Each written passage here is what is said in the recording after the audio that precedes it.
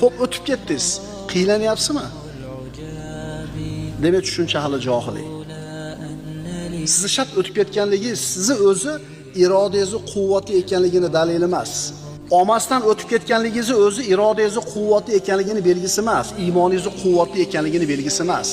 O'tib ketsangiz ham quvvatsizmi? O'tib ketsangiz ham quvvatsiz. Agar o'tib ketib siqilayotgan bo'lsangiz, sizning e'tiqodingizda nima edi? Bu birodar puli bu. Hozir yo'qotib qo'yib, qanaqa dili og'riyapti.